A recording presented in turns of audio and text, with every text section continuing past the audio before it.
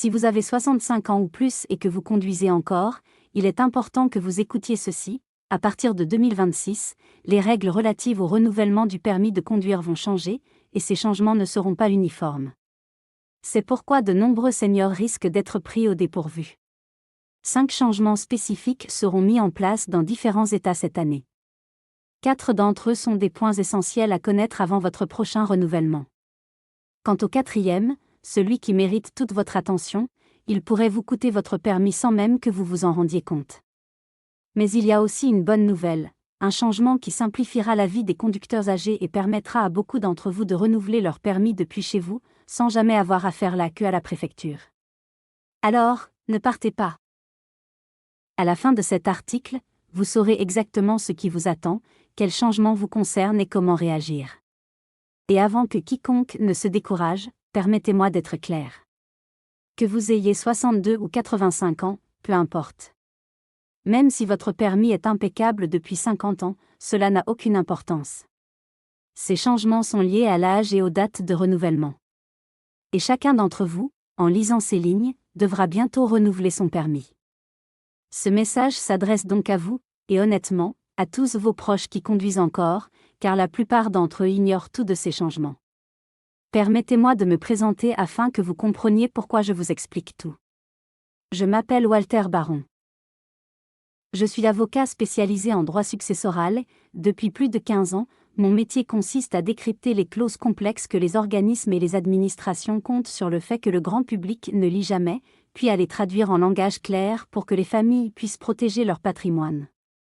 Pour une personne âgée, le permis de conduire est essentiel. C'est votre indépendance. C'est ce qui vous permet d'aller chez le médecin, de voir vos petits-enfants, de faire vos courses sans avoir à demander à personne de vous emmener. Alors, lorsque les règles concernant ce permis commencent à évoluer, je suis attentif, et je pense que vous devriez l'être aussi. Voici la première chose à comprendre, et c'est ce qui dissipe toutes les rumeurs alarmistes que vous avez peut-être déjà vues en ligne: il n'existe aucune nouvelle loi fédérale interdisant aux personnes âgées de conduire. Quiconque vous affirme que le gouvernement vient d'adopter une réglementation nationale retirant le permis de conduire à toutes les personnes de plus de 70 ans est soit dans l'erreur, soit tente de vous effrayer. Cela ne fonctionne pas ainsi, et cela n'a jamais fonctionné ainsi. Aux États-Unis, votre permis de conduire est géré par votre État, et non par Washington. C'est une bonne nouvelle, car cela signifie que vous n'êtes pas à la merci d'une seule et même réglementation. Mais c'est aussi précisément ce qui crée la confusion. Les règles varient selon l'État où vous résidez, et plusieurs États vont les durcir en 2026. J'ai donc analysé ces réglementations et identifié les 5 changements les plus importants, ceux qui reviennent régulièrement à mesure que les États mettent à jour leurs lois. Examinons-les un par un. Le premier changement concerne le test de vision lors du renouvellement du permis. Et c'est ce point qui surprend le plus de gens, car il paraît anodin, alors qu'il est loin de l'être. Actuellement, 41 États exigent déjà un test de vision lors du renouvellement du permis de conduire. Or, l'âge auquel ce test est obligatoire diminue dans de nombreux endroits. Dans certains États, il commence même à 65 ans. Imaginez un peu. Dans des États comme l'Arizona, l'Ohio, l'Oregon, le Dakota du Sud et l'Utah, dès que vous atteignez le milieu de la soixantaine, un contrôle de la vue fait partie intégrante de chaque renouvellement. En Géorgie, il commence encore plus tôt, à 64 ans. D'autres États l'imposent à la fin de la soixantaine ou dans la soixante-dixaine, et quelques-uns, comme la Floride, attendent jusqu'à 80 ans. Mais voici pourquoi c'est si important: la plupart des seniors ignorent que leur État a instauré cette exigence. Ils se présentent donc pour renouveler leur permis comme d'habitude et se retrouvent soudain face à un tableau d'acuité visuelle auquel ils ne sont pas préparés. Et s'ils échouent au test ce jour-là, ils ne repartent pas avec leur permis. Ils repartent avec une restriction, une recommandation ou un permis temporaire, et un problème à résoudre. La vision en elle-même est rarement le véritable problème. Le vrai problème, c'est d'être pris au dépourvu. Laissez-moi vous expliquer comment cela se passe concrètement.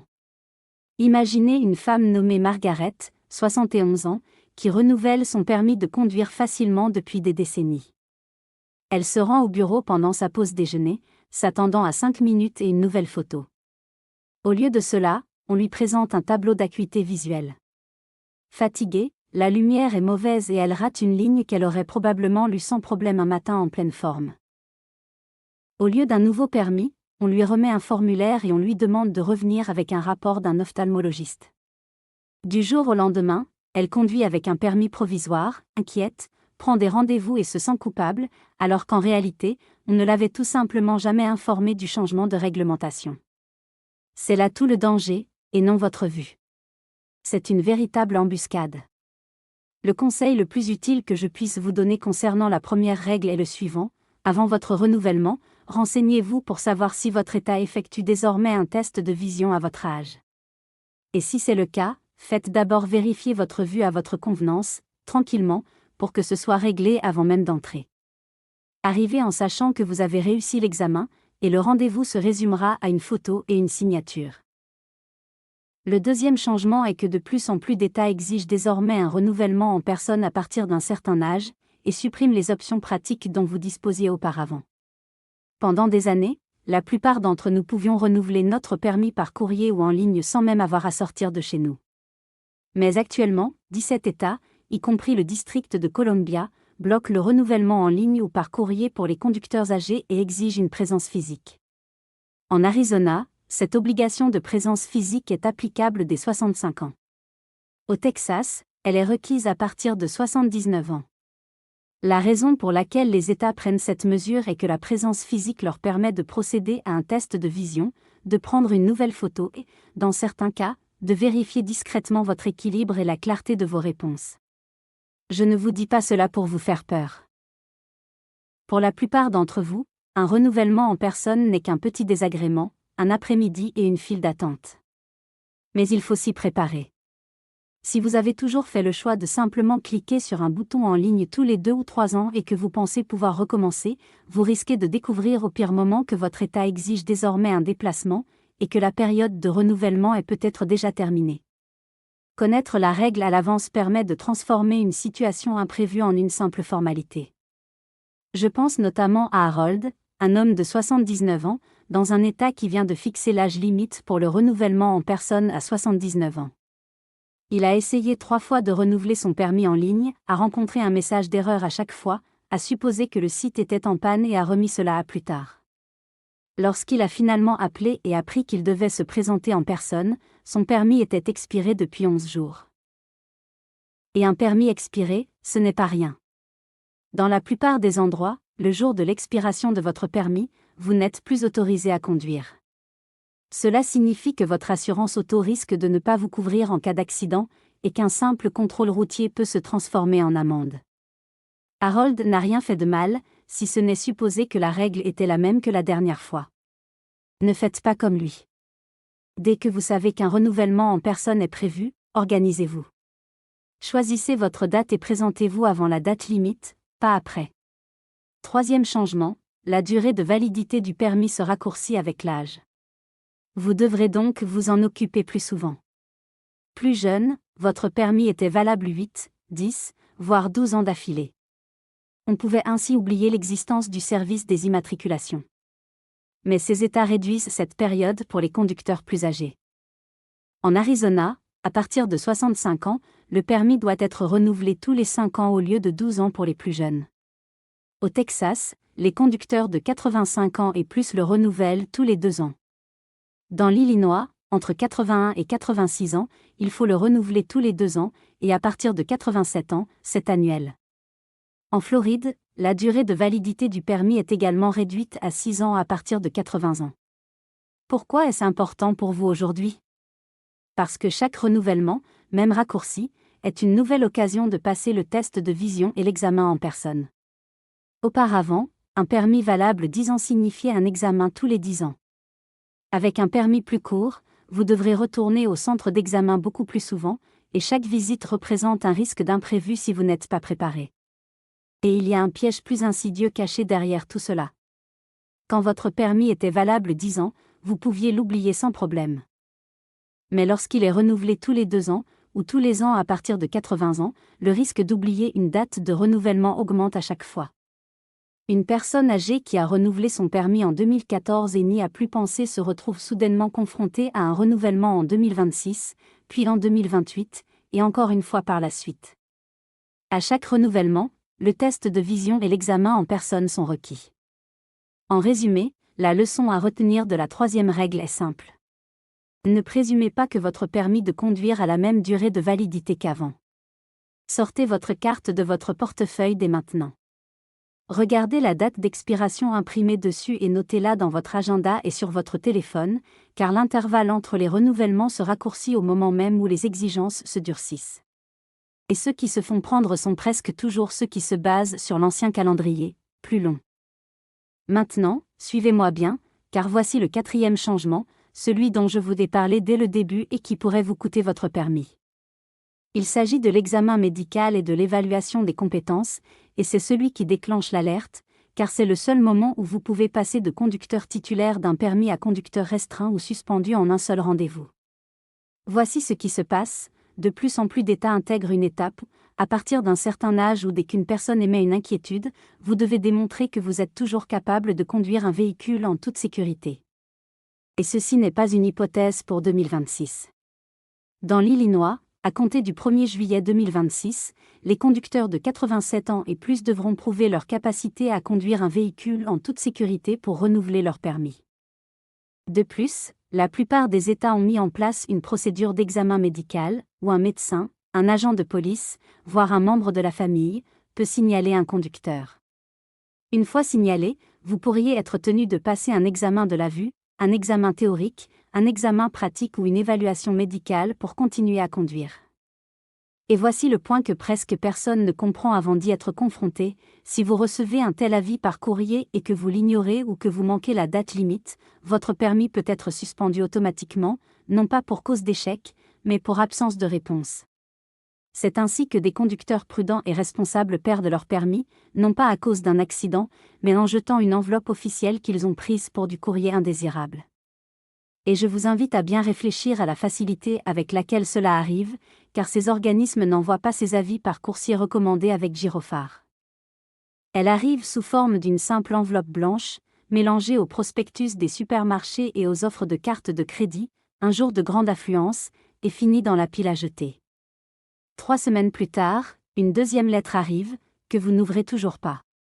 Et quand un membre de la famille remarque enfin le problème, le permis est déjà suspendu et vous vous retrouvez à devoir le réactiver, ce qui prend beaucoup plus de temps, de paperasse et de stress que si vous aviez simplement ouvert la première lettre. J'ai vu des familles vivre exactement la même chose. Le plus frustrant, c'est que la personne aurait presque toujours pu conserver son permis sans problème.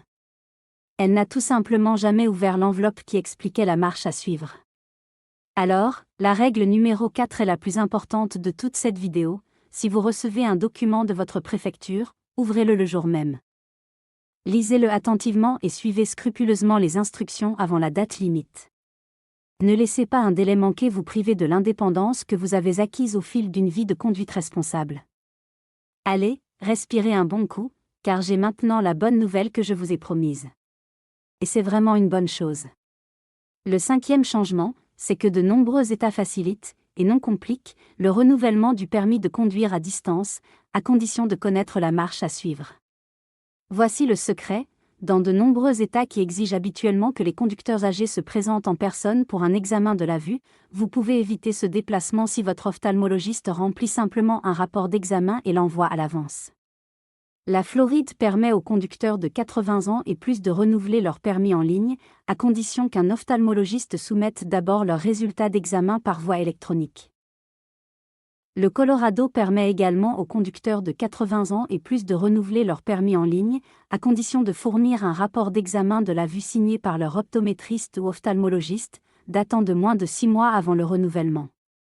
Vous voyez ce que cela signifie ?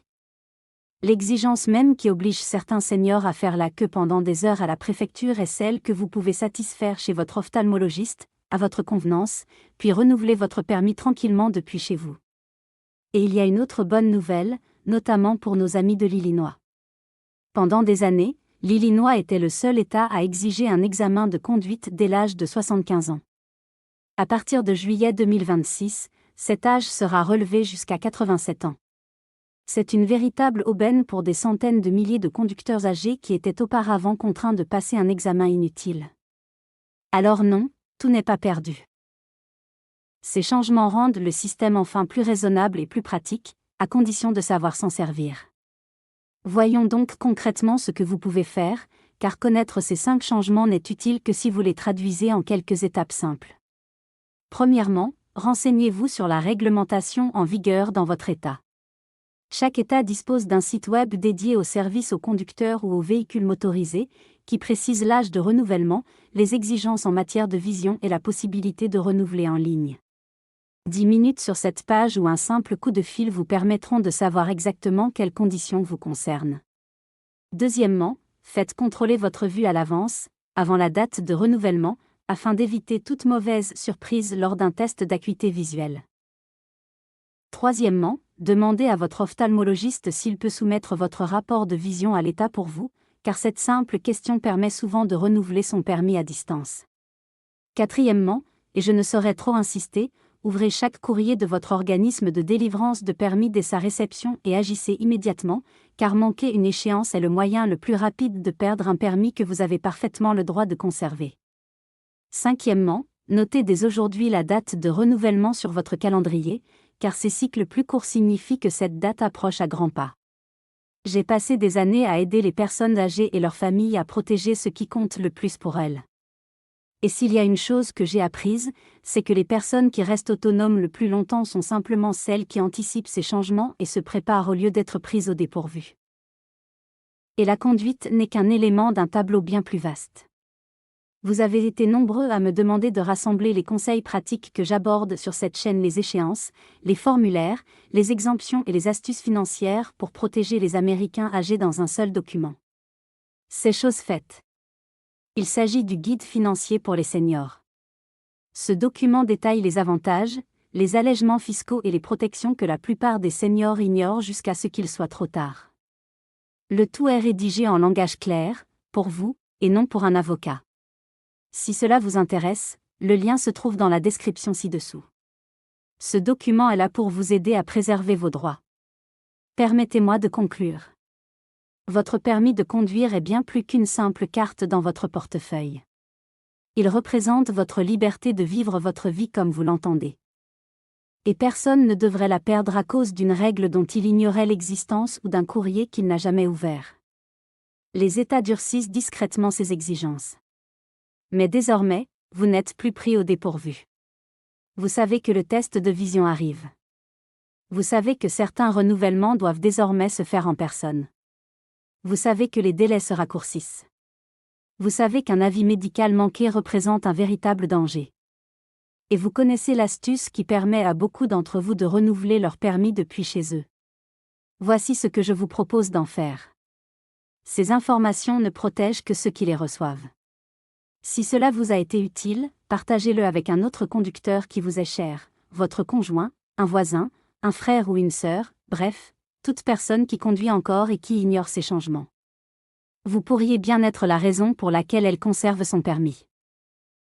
Cette semaine, après avoir consulté la réglementation de votre État, revenez me dire en commentaire laquelle de ces 5 règles vous a le plus surpris et dans quel état vous vous trouvez, car beaucoup varient d'un état à l'autre. Abonnez-vous. Ici, je m'engage à vous fournir des réponses claires et concises pour protéger votre argent, votre logement et votre indépendance. Conduisez prudemment. Protégez ce qui vous appartient.